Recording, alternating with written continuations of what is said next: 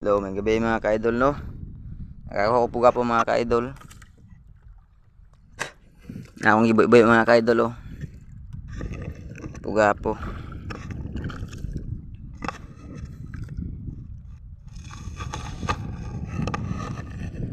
Ako rin ang iboy-iboy mga ka-idol kay mahal-mahal na siya presyo mga ka-idol.